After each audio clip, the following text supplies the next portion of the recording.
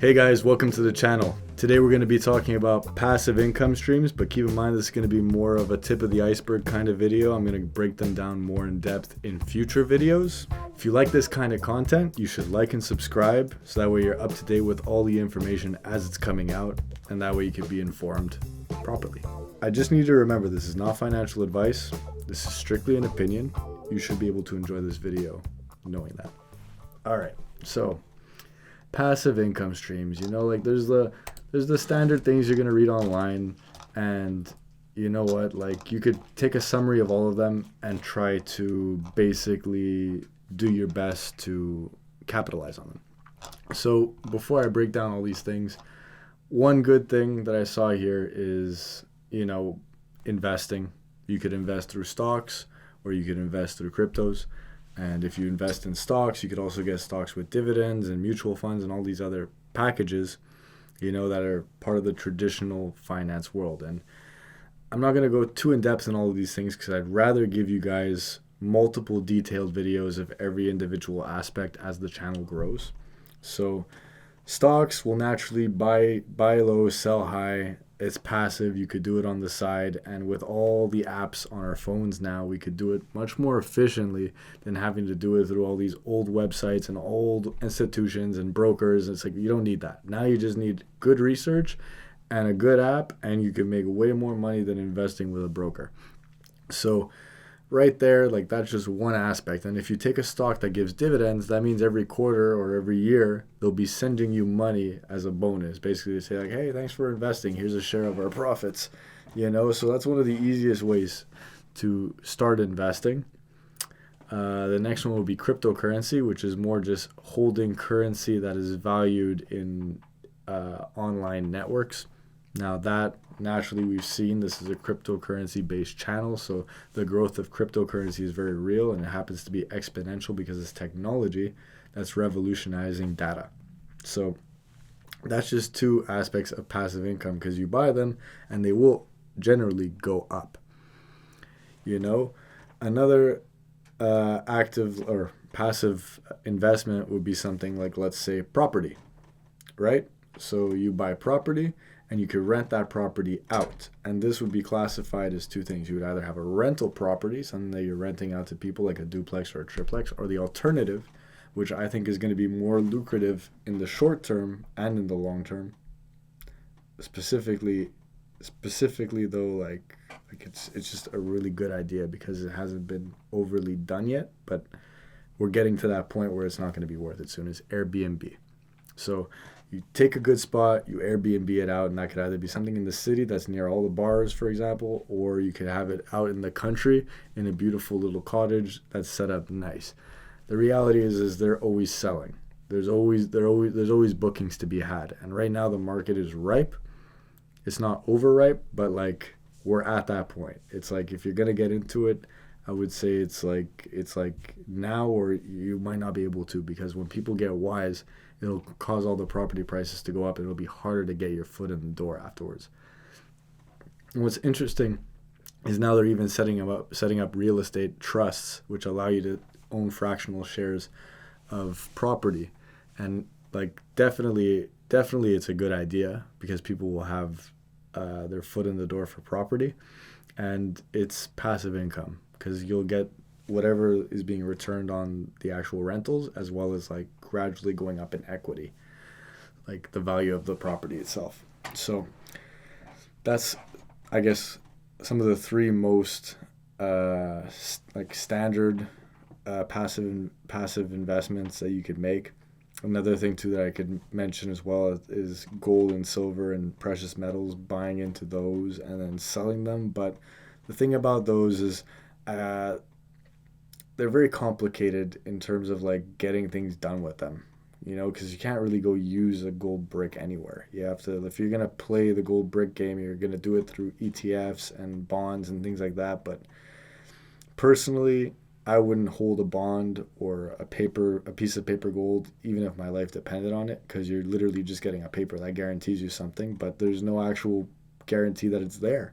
And we've seen it over the years that these things tend to disappear. Like, oh, we don't have enough gold to supply the paper demand, or we don't have enough silver to supply the paper demand. So it won't be large incremental gains on gold and silver over the years likely, but it'll always retain its value against the dollar better than the dollar ever will.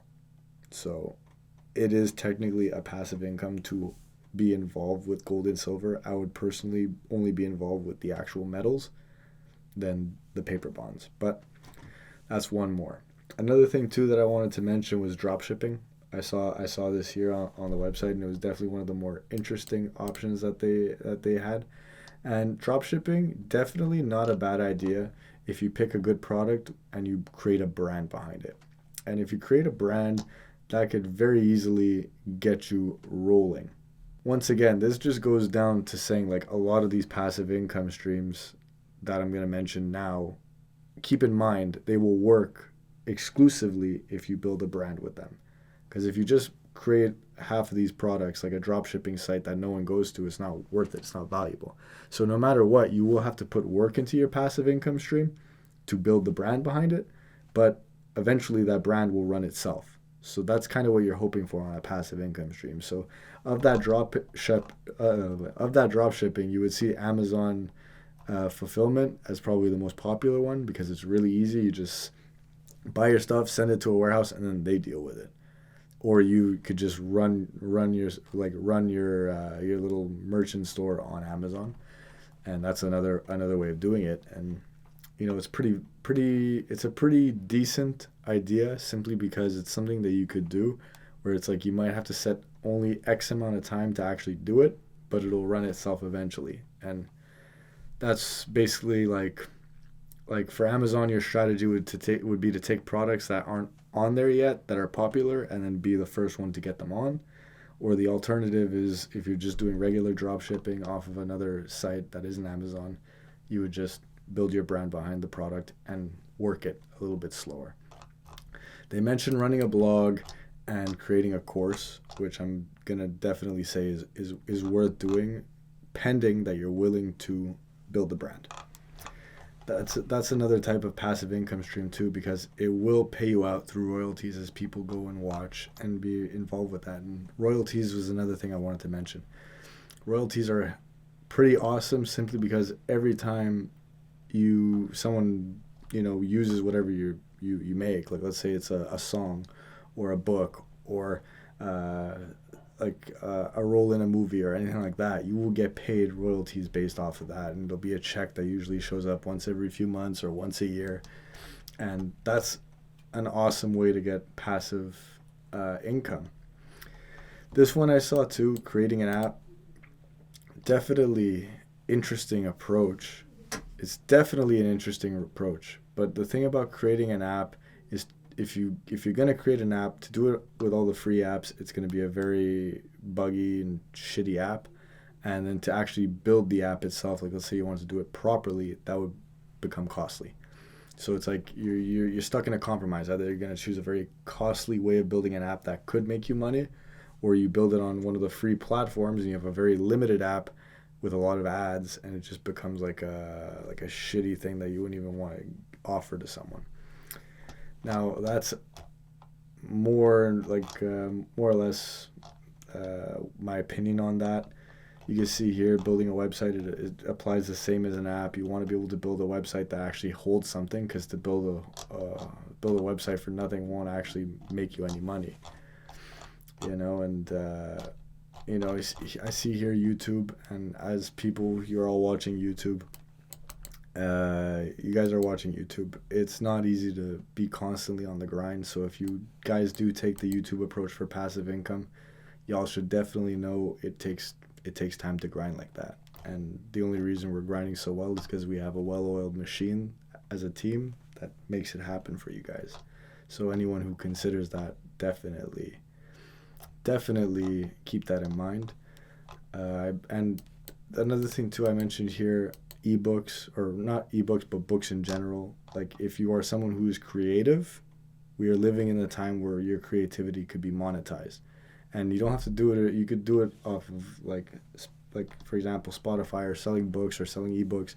Like I'm gonna mention it one more time. Royalties are kind of awesome, because if you manage to actually build a following like that, you'll be living, creating your art, or living your life the way you want, just doing things you enjoy, if those things could become a royalty to some degree. Now, that's that's part of the conclusion there. Those maybe, I'm trying to think if there's anything else here that I saw on these. Oh yeah, here, investing in a business. Now that would basically be something similar to if anyone has ever seen Shark Tank, like venture capitalists who just see business opportunity and they sought after it to create growth and promote capitalism. Now that isn't necessarily dead. A lot of people, the reason why investing into businesses has died down is simply because the business models of the world are being restructured in an online way. So investing in a business won't necessarily make you money. But if you invest in a business that is rolling in the right direction with the change, it's smart to be investing in businesses as a venture capitalist. But that's something where you need more money. It's a bigger barrier to entry, and it's like it might not necessarily yield any results. So I figured that was one of the last things I wanted to mention for the passive income video, and just to show you, like, these are all different ideas of what you could do to get that passive income stream and really start like moving your life forward. I'll probably break down every single one of these things in a future video, so that way you guys could actually have more in-depth knowledge of each individual topic while I make my points stronger to give you that video. So I hope you guys enjoyed this video. You should like, comment, and subscribe if you stayed to the end and enjoyed what you heard. Take care.